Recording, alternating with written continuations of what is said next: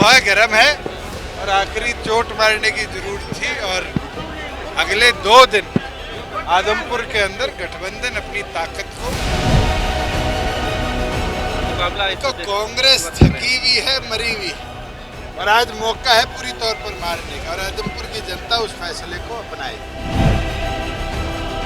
आज तो कांग्रेस बाबू बेटों की पार्टी बन के रहेगी। प्रचार जेजेपी का किस तरीके से सहयोग किया, तमाम लोग यहाँ पर हैं, हम देखो लोहा गर्म है और आखिरी चोट मारने की जरूरत थी और अगले 2 दिन आदमपुर के अंदर गठबंधन अपनी ताकत को और बढ़ाएगा और मार्जिन जो जीत का है उसको और आगे ले जाने का काम करेगा। मैं तो एक चीज बोल सकता हूँ कि आदमपुर की जनता ने देखा है कि विकास कब कब हुआ है, कैसे कैसे हुआ है और उस विचार के साथ आदमपुर की जनता अपना सहयोग और समर्थन करने का काम करे। कांग्रेस को कहां देख रहे हो इस चुनाव में, क्योंकि कहना कि वो तो हालांकि जीत का दावा कर रहे हैं, कड़े मुकाबला है। तो कांग्रेस थकी हुई है, मरी हुई है और आज मौका है पूरी तौर पर मारने का और आदमपुर की जनता उस फैसले को अपनाएगी। कांग्रेस के अन्य नेता अभी तक मैदान में नहीं नजर आए, इसलिए तो मैंने कहा है वो भारत जोड़ो यात्रा जो लोग कर रहे हैं वो पार्टी जोड़ो यात्रा तो कर ले। सुरजेवाला जी कहाँ है, किरण चौधरी जी कहाँ है, कुमारी शैलजा कहाँ है। आज तो कांग्रेस बाबू बेटों की पार्टी बन के रहेगी और आज उन परिस्थितियों में मुझे लगता है कि जो निर्णय कुलदीप जी ने लिया था वो निर्णय हरियाणा की और आदमपुर की प्रगति का निर्णय। सर आप पार्टी को और इन लोगों को कहाँ देखते हैं? 5000 में दोनों। सर कुछ इसी तरीके के आरोप कांग्रेस के भी थे कि गठबंधन के सहयोगी कहाँ हैं? आपके सामने हो, आज से पहले की बातें हैं। आज से पहले निशांत सिंह जी, मतलब 2 दिन बचे हैं और निशांत सिंह जी, राजेंद्र लेतानी जी, अनूप जी, बबली जी, सारे साथी अलग अलग जिन जिन की जिम्मेवारी लगी वो यहाँ रहे। सवाल अगर दुष्यंत का आना आप पूछ रहे हो तो मैं तो इलाहाबाद भी 2 दिन पहले ही गया था और बड़ौदा भी 2 दिन पहले ही गया था और आपने खुद नतीजे देखे।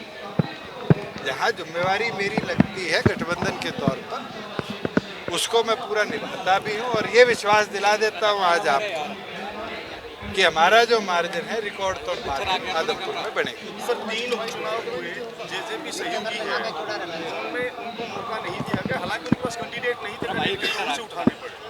ऐसा क्यों? जननायक जनता पार्टी, भारतीय जनता पार्टी ने मिलकर तीनों इलेक्शन में ये निर्णय लिया।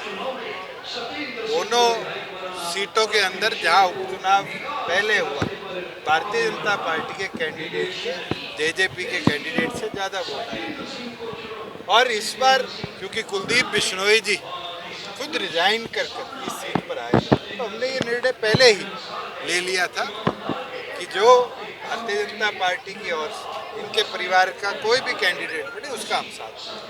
मुआवजा बड़ा मुद्दा है सर। हरियाणा में हिसार एक ऐसा जिला जिसमें सबसे ज़्यादा इश्यूज रहे हैं। पीठ तक पाई गई आज यहाँ पर भी कि मुआवजा दे दिया गया, 29 करोड़ का घोषणा हुई। ये 2020 का है सर, चुनाव आने पर ही जारी हुआ। मैं आपको बताता हूँ कि 3 कमेटियाँ तीनों एसडीएम्स के नेतृत्व में बनाई गई थी। उनकी अलग अलग रिपोर्ट आई जिसके अंदर खेड़ी चोपटा की जो कमेटी थी उसके लिए स्पेशल कॉम्पनसेशन 6,500 रुपये प्रति एकड़ और जहां आदमपुर और बालसमंद की बात थी यहाँ पर 7,000 रुपये प्रति एकड़ मुआवजा दिया गया और केवल मात्र 2 ही नहीं, क्योंकि मेरी फसल मेरा ब्यौरा और प्रधानमंत्री फसल बीमा योजना से वेरिफिकेशन प्रोसेस को इंटरलिंक किया, उस कारण पूरे हरियाणा का 672 करोड़ रुपया पेंडिंग था।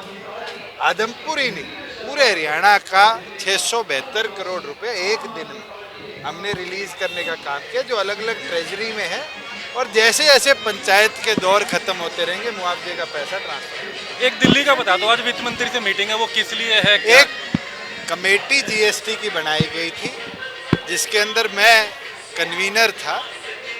माननीय वित्त मंत्री ने उस कमेटी की प्रेजेंटेशन जो जीएसटी को होनी है उसके लिए आज समय दिया है।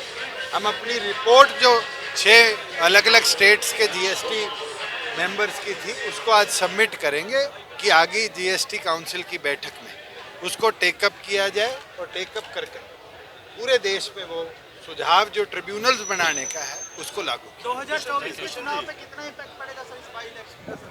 अभी तो पहले इसको तो जीते, उससे पहले लोकसभा भी आएंगे, फिर 24 का विधानसभा आएगा। अभी तो 2 साल पहले की प्लानिंग आज क्यों पूछो। आम आदमी वाले तो यही कहते हैं ना।